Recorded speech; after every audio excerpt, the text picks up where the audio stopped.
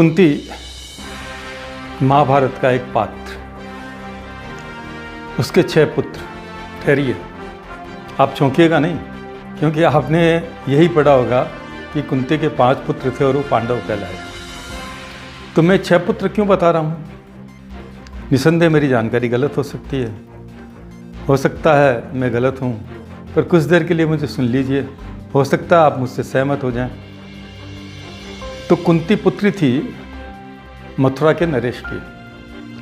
फिर आप कहेंगे मैं गलत बोल रहा हूँ। जी नहीं, गलत नहीं बोल रहा हूँ।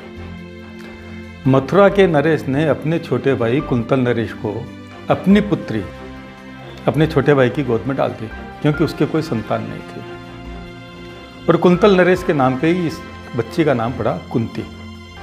मथुरा में इस बच्ची का नाम कुंती नहीं था, मगर हमें चूँकि कुंती पे ही चलना है, इसलिए पहले क्या नाम था इस पे नहीं जाएंगे।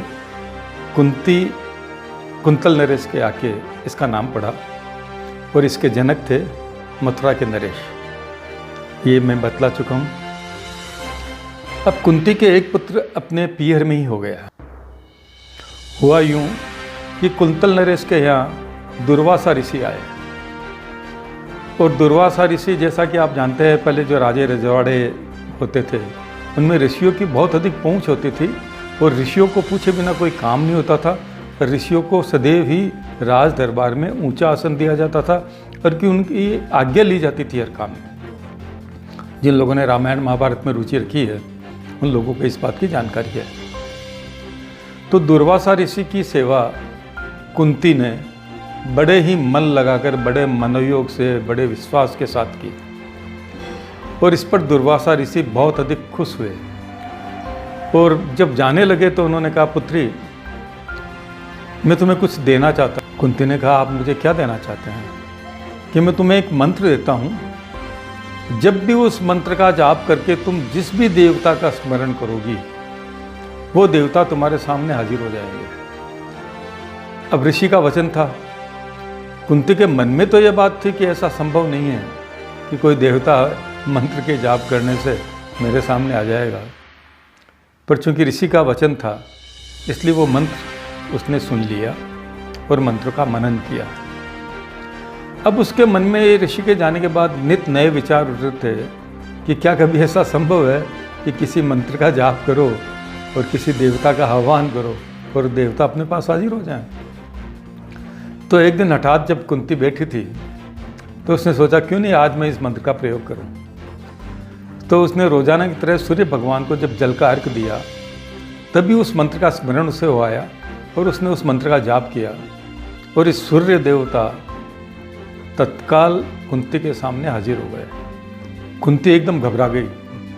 उसे विश्वास था ही नहीं कि इस तरह कोई देवता हाजिर हो सकते हैं। तो उसने सूर्यदेव को प्रणाम किया और सारी बात बताई कि मैंने केवल महर्षि का मंत्र सिद्ध है या नहीं, यह जानने के लिए मैंने आपका आह्वान किया था, अब आप पधार गए। सूर्यदेव ने कहा कि ऐसा संभव नहीं है। जिस मंत्र के स्मरण से मैं यहाँ आया हूँ उसमें मुझे यहाँ कुछ न कुछ अब देके जाना ही पड़ेगा। मैं खाली हाथ नहीं जा सकता, वरना मेरे देव का अपमान हो जाएगा।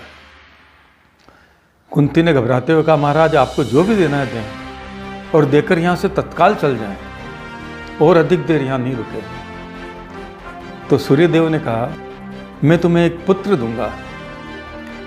इतना सुनते ही कुंती बुरी तरह घबरा गई।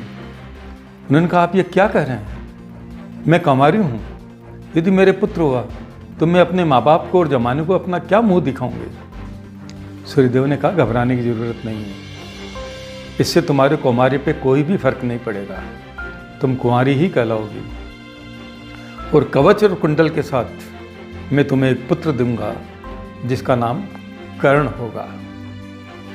तो यह हुआ कुंती का पहला पुत्र, यानी कि कुल 6 पुत्र थे। अब कुंती ने इस पुत्र का क्या किया, किस तरह पाल पोस के बड़ा किया, कुंती ने इसे पाला या नहीं, आखिर यदि पाला नहीं तो इसका क्या।